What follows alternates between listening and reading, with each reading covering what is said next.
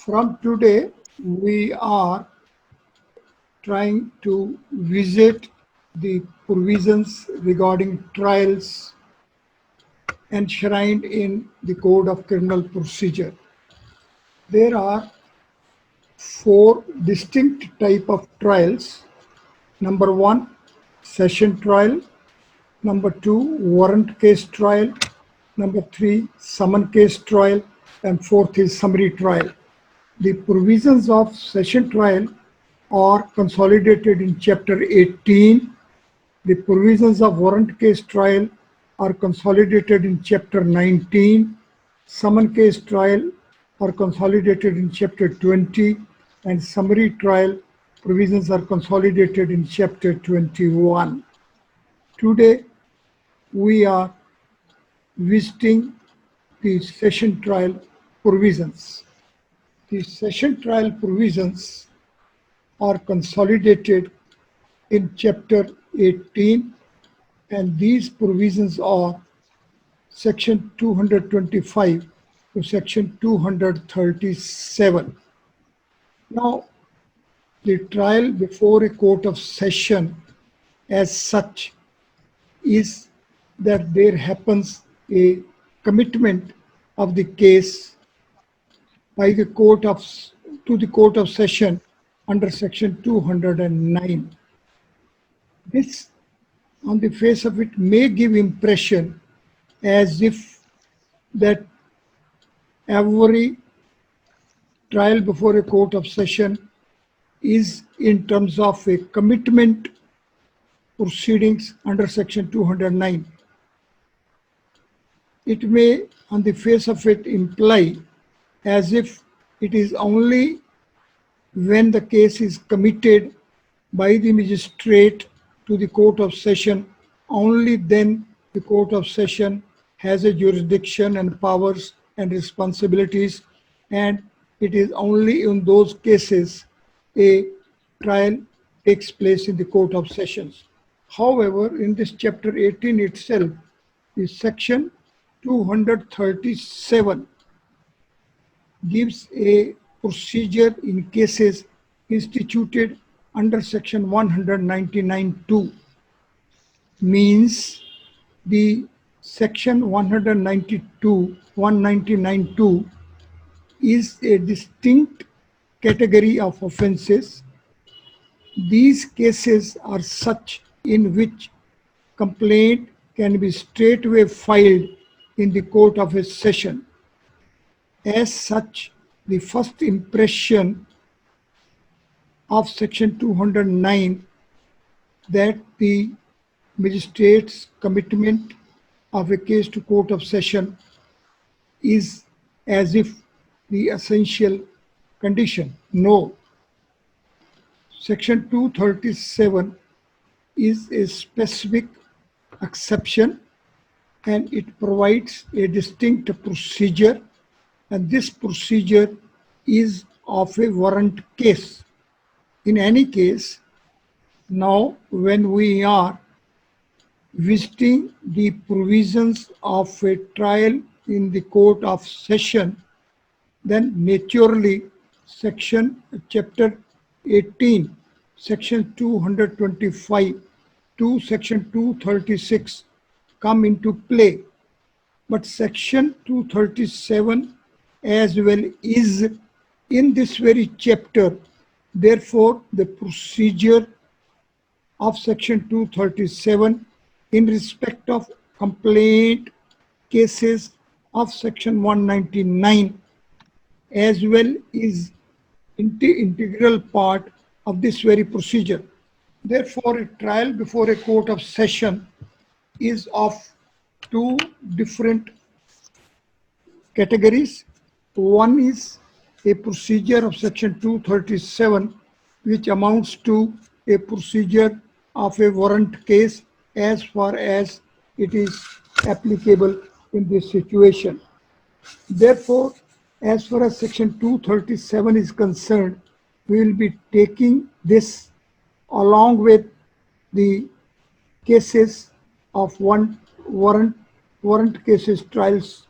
So up now, initially, we are looking at sections 225 to section 236 only. Section 237 as such is being made a second category, and this second category of the cases trial by Court of Sessions will be taken up independently and subsequently after we will be exhaustively covering our visit to section 225 to section 236. Now let us visit section 225. The section 225 mentions trial to be conducted by public prosecutor. This provision is a specific provision, and in fact it is the exclusive provision in the category of trials, because the procedures of other categories of cases is not having this such like a provision. Section 225 is part of chapter 18 and it is concerning trials before a court of sessions.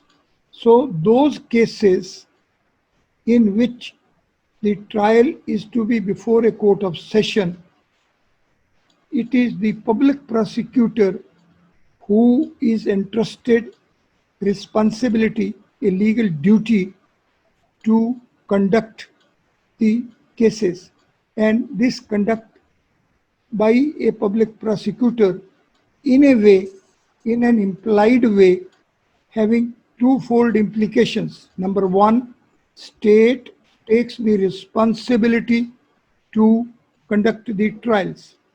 And the second implication is that the private counsel, victim, complainants as such are being debarred. With respect to the implications of the role, responsibility, etc. of the private counsel, the victim's counsel, the complainant is concerned, this on the face of it may appear as being absolutely barred, because conduct of a trial by public prosecutor on the face of it is as that the public prosecutor only solely is put under a responsibility. Now here the golden rule of interpretation of the statutes comes in. The golden rule of interpretation of statutes is that the meanings to the words and sentences of the text are to be given natural meanings. It is the natural grammar meanings which are to be attached to the words used in the text, unless and until those words have been specified, are defined, are categorized, or expressed differently. If those words, like the definitions of section 2, when become the technical words, then the language used for making definitions as well are to be interpreted, and there as well the same rule, golden rule of interpretation will apply. Now let us read section 225 word by word. Section 225 reads,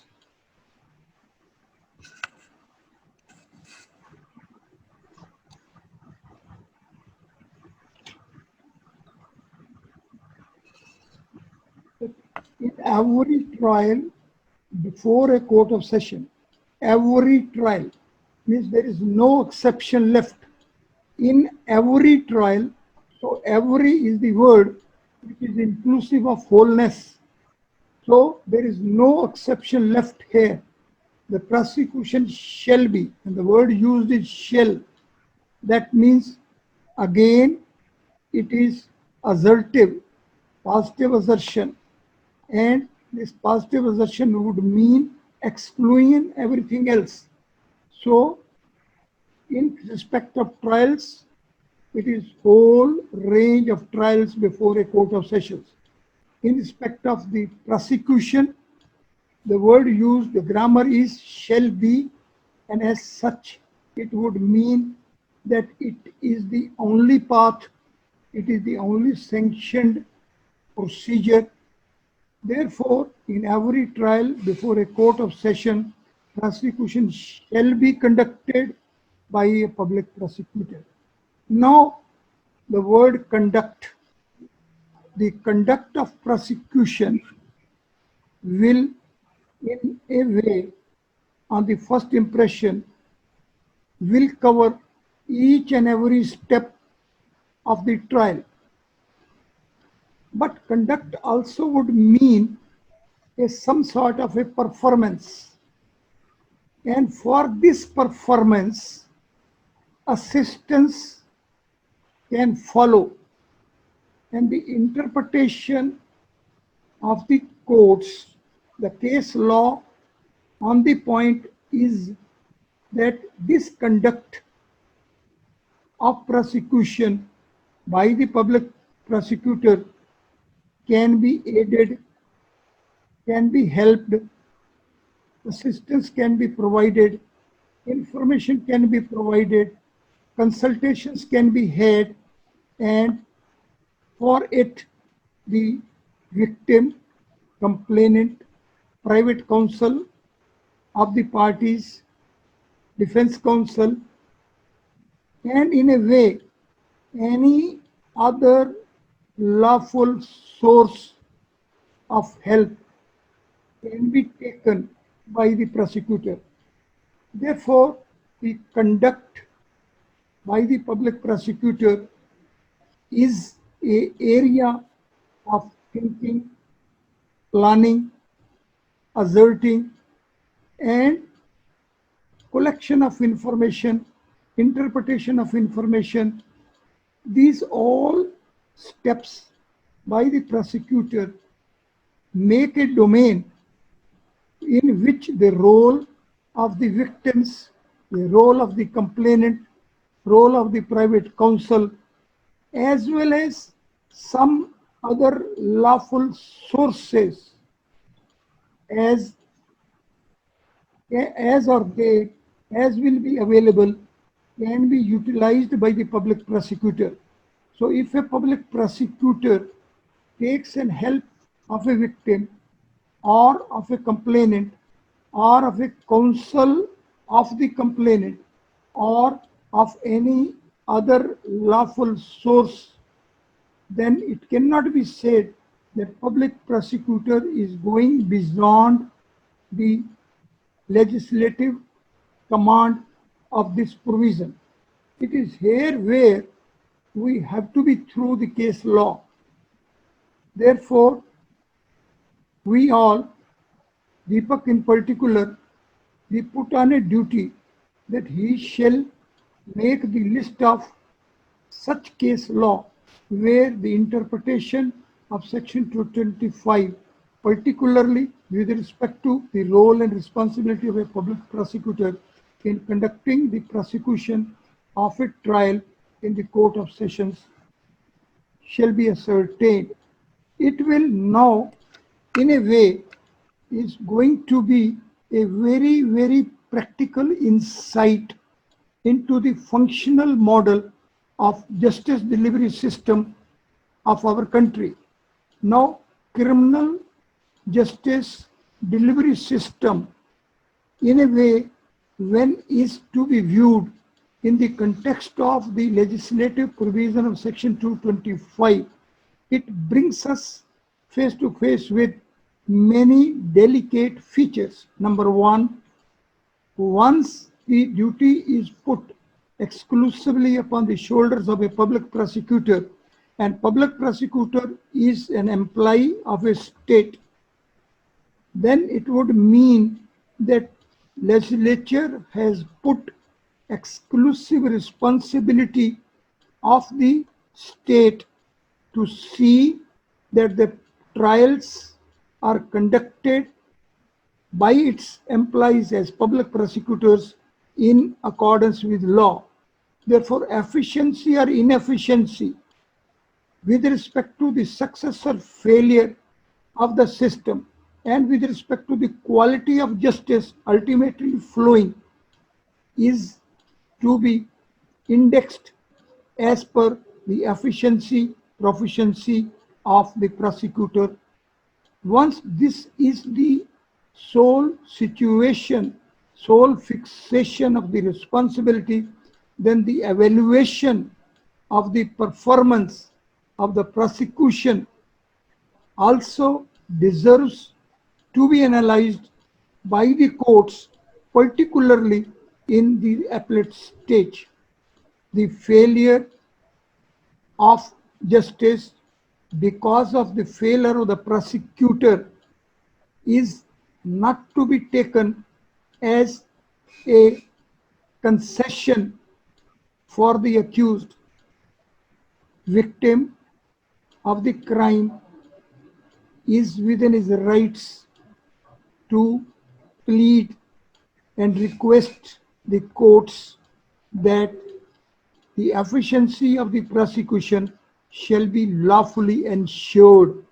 So it is in this context as well, the case law deserves to be analyzed.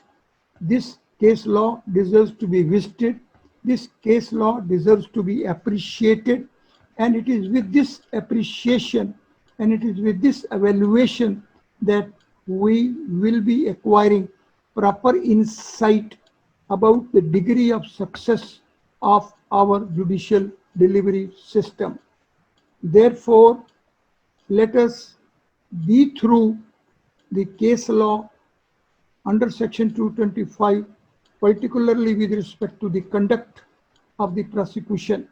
The conduct of the prosecution is of higher degree importance, even more than that of the investigations, because if investigations is the foundation, then the conduct is the superstructures, proper superstructure upon this foundation.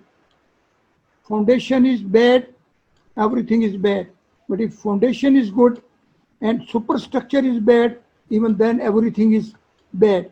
Therefore, the word conduct of the prosecution, the responsibility of the prosecutor, underlying responsibility of the state, and inherently, impliedly, the ultimate responsibility of the judicial courts. So let us revisit these case law. In the next session tomorrow, we will be having specific visit to specific authorities on the point. Yes, Subhash. Well understood, uncle. So, all right, then let us make the list of these things, and tomorrow we will discuss the case law on the point, having a stress over the conduct of the prosecution. Yes, uncle. Yes, sir. Okay.